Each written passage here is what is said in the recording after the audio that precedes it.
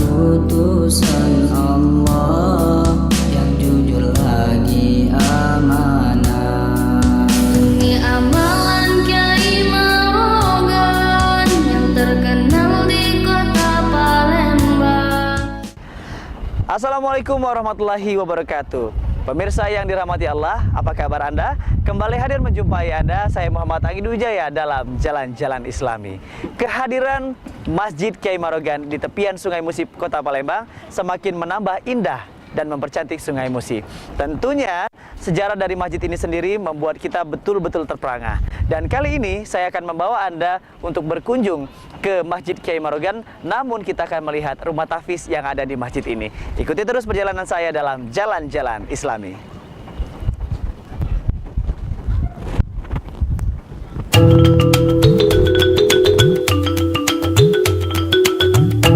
Ketika mendengar kata sahabat, maka akan tergambar seorang yang sangat akrab dan selalu hadir di tengah-tengah kita dalam keadaan suka maupun duka. Allahu Allahu Allahu Allahu Allahu Allahu. Seorang muslim tentunya merujuk pada Al-Quran untuk menemukan panduan bersahabat.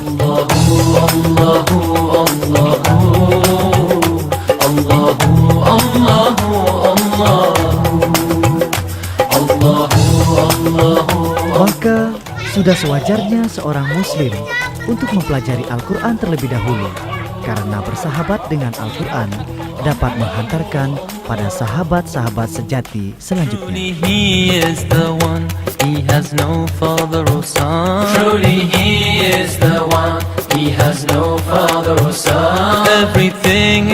Al-Quran memang pantas menjadi sahabat dalam kehidupan, karena kebahagiaan seorang muslim terletak pada sejauh mana ia bersahabat dengan Al-Quran serta hidup bersamanya.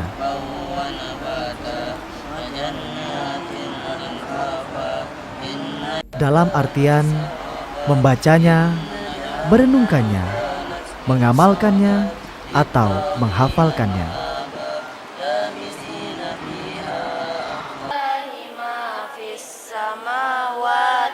Akhir-akhir ini keinginan masyarakat untuk belajar Al-Quran mulai tumbuh menggeliat. Gairah tersebut dapat terlihat dari pembelajaran atau pengajian Al-Quran yang diselenggarakan di mana-mana. Mulai dari pengajian Al-Quran setelah pulang kerja ala kantoran atau perusahaan serta instansi pemerintah, hingga sampai ke pembelajaran Al-Quran di sekolah-sekolah yang kini bermunculan di berbagai pelosok penjuru negeri.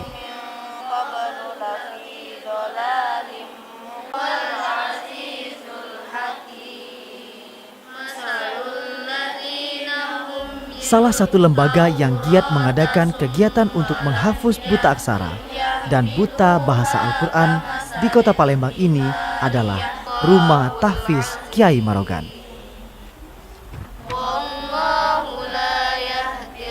Rumah Tahfiz Kiai Marogan merupakan salah satu di antara ratusan rumah tahfiz atau disebut juga dengan rumah sentra penghafal Al-Quran yang tersebar di provinsi di tanah air ini, yang kini jumlah santri penghafal pun mencapai ribuan orang.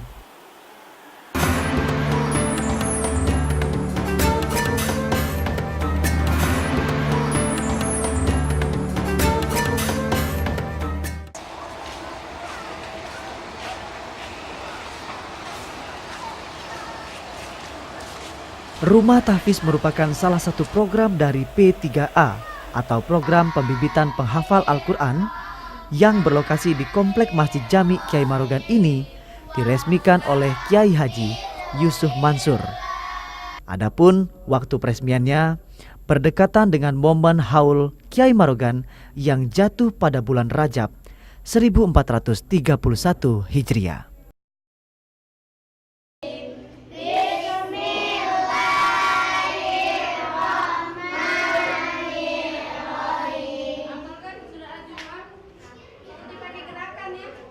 Yang pendirinya tidak terlepas juga dari inisiatif beberapa orang, yang antara lain Ketua Masjid Jami Kiai Marogan, Mas Agus Mamet Ahmad, Ketua Yayasan Kiai Marogan, Mas Agus Ahmad Fauzi, sesepuh keluarga Kiai Marogan, Abah Agus Amanci Ujang, dan pengajar tahfiz Al-Quran di Sekolah Darul Quran Tangerang, pemimpin Ustadz Yusuf Mansur, Ustadz Mas Agus Fauzan Yayan, beserta istrinya Umi Holifah Al-Hafizah, serta jamaah Masjid Kiai Marogan ini sendiri.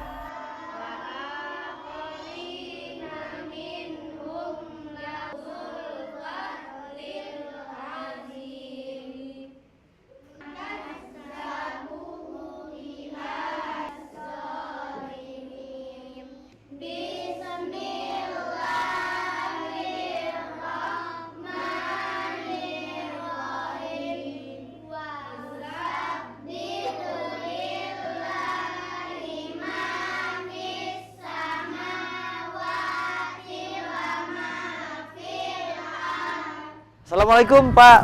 Waalaikumsalam warahmatullahi wabarakatuh. Waduh, luar biasa sekali. Saya senang sekali loh Pak datang ke masjid ini. Karena saya juga pernah dengar cerita-cerita tentang sejarah masjid ini yang cukup panjang sekali ya. Mohon maaf, saya bicara dengan Bapak siapa nih Pak? Mas Agus Ahmad Fauzi. Bapak Mas Agus Ahmad Fauzi, dan beliau ini adalah salah seorang pengurus ataupun juga pembina dari rumah tahfiz yang ada di Masjid Kiai Marogan Palembang ini.